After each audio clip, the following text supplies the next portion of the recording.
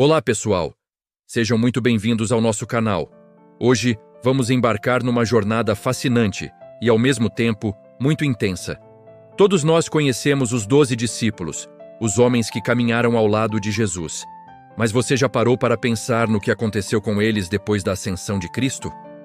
Como terminaram as suas vidas?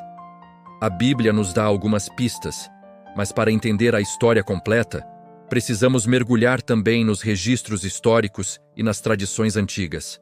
Prepare-se, porque a história da morte dos apóstolos é um testemunho poderoso de fé, coragem e convicção inabalável.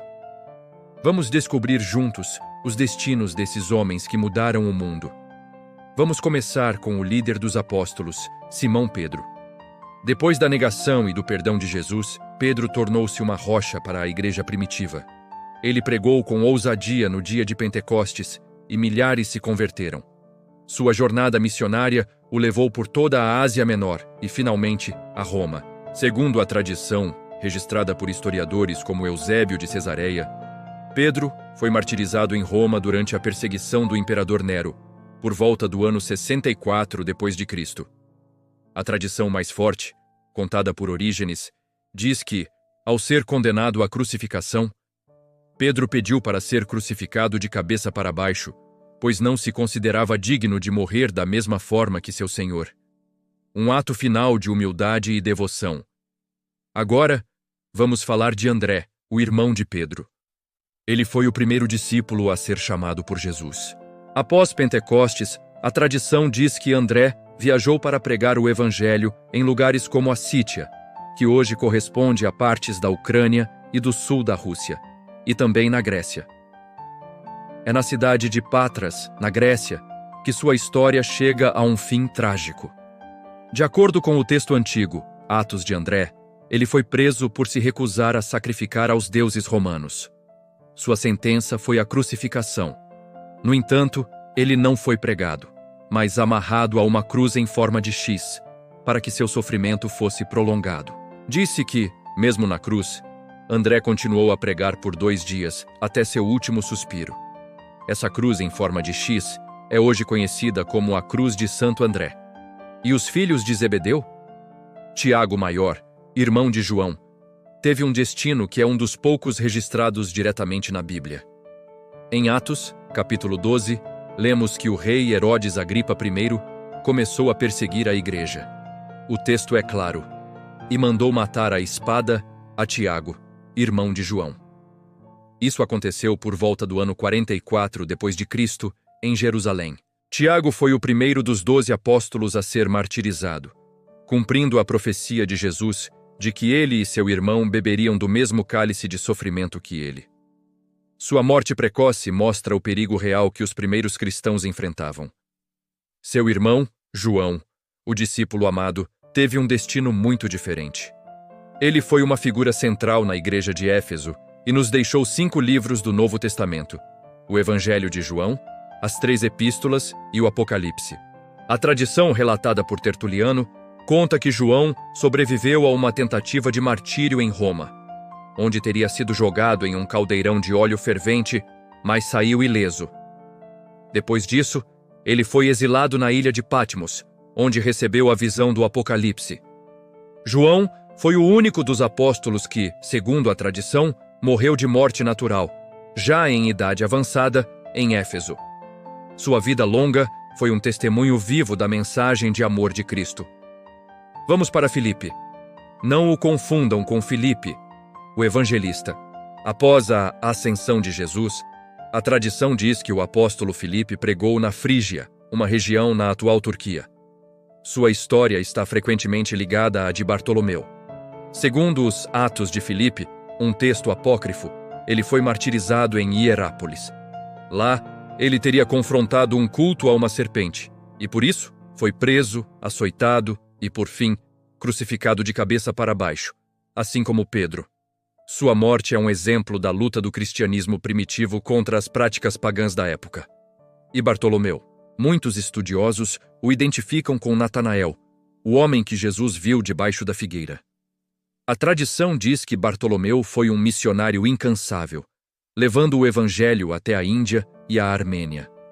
A Armênia, aliás, se orgulha de ser a primeira nação a adotar o cristianismo como religião oficial, em grande parte devido ao trabalho de Bartolomeu e Tadeu.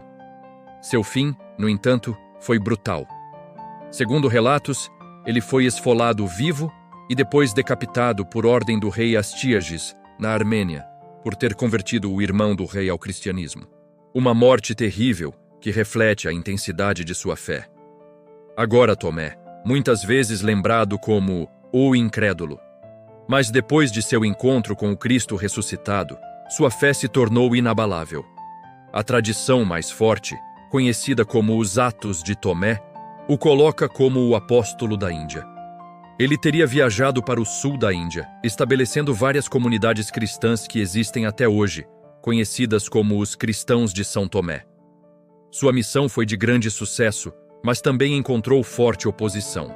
A tradição diz que ele foi martirizado perto de Madrás, atual Chennai, perfurado por uma lança enquanto estava em oração. Sua jornada de dúvida à fé missionária é uma das mais inspiradoras. E Mateus, o cobrador de impostos. Depois de deixar tudo para seguir Jesus, ele escreveu o evangelho que leva seu nome. Sobre sua morte, as tradições variam. Uma das versões mais antigas, de Clemente de Alexandria, sugere que ele não foi martirizado. No entanto, tradições posteriores dizem o contrário.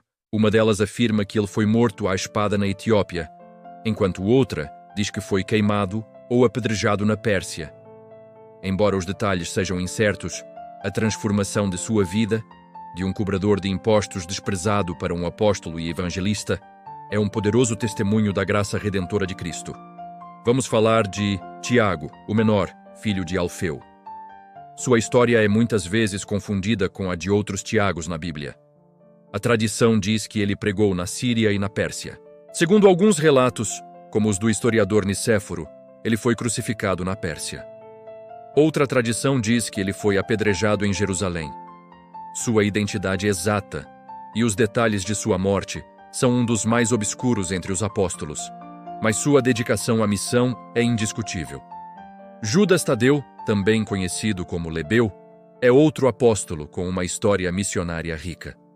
Ele é frequentemente associado a Simão, o Zelote. A tradição os coloca pregando juntos na Mesopotâmia e na Pérsia. Como Bartolomeu, Tadeu também é acreditado por evangelizar a Armênia. A versão mais comum de sua morte diz que ele foi martirizado na Pérsia, por volta do ano 65 d.C., morto a machadadas ou com um porrete, por se recusar a negar sua fé. Seu companheiro de missão, Simão, o Zelote, também teve um fim trágico. Os Zelotes eram um grupo nacionalista judaico que se opunha ferozmente ao domínio romano. A conversão de Simão mostra como o chamado de Cristo transcende toda e qualquer afiliação política. As tradições sobre sua morte também variam. Uma diz que ele foi martirizado junto com Tadeu na Pérsia. Outra, talvez a mais dramática, afirma que ele foi cerrado ao meio. Independentemente da forma, sua morte foi um testemunho de sua lealdade final a um novo rei e a um novo reino. Por fim, temos que falar do substituto de Judas Iscariotes, Matias. Ele foi escolhido pelos outros 11 apóstolos, como lemos no livro de Atos, para completar o número 12. A tradição sobre sua vida missionária é menos clara. Alguns dizem que ele pregou na Judéia e na Etiópia. Sobre sua morte, uma tradição diz que ele foi apedrejado e decapitado em Jerusalém. Outra diz que foi martirizado na Cólquida, na atual Geórgia, e crucificado. Ao olharmos para a vida e a morte desses homens, uma pergunta surge. Por que eles suportaram tudo isso? Crucificação, esfolamento, espadas, lanças. Eles não ganharam riqueza ou poder terreno, pelo contrário, eles perderam tudo. A única explicação plausível é que eles realmente acreditavam no que pregavam. Eles viram o Cristo ressuscitado. Eles tocaram em suas feridas. Para eles, Jesus não era uma ideia ou uma filosofia. Ele era uma realidade viva pela qual valia a pena viver e, se necessário, morrer. A morte dos apóstolos não é uma história de derrota, mas o maior testemunho da verdade da ressurreição. Eles selaram seu testemunho com seu próprio sangue. A fé deles não era cega. Era uma fé baseada na evidência mais poderosa que alguém poderia ter: um encontro pessoal com o Deus vivo. E essa mensagem ecoa até hoje, inspirando milhões de pessoas a viverem com a mesma coragem e convicção. Obrigado por nos acompanhar nesta jornada profunda. Se você foi tocado por essas histórias, deixe seu comentário, curta o vídeo e compartilhe com seus amigos. E não se esqueça de se inscrever no canal para mais conteúdos como este. Até a próxima!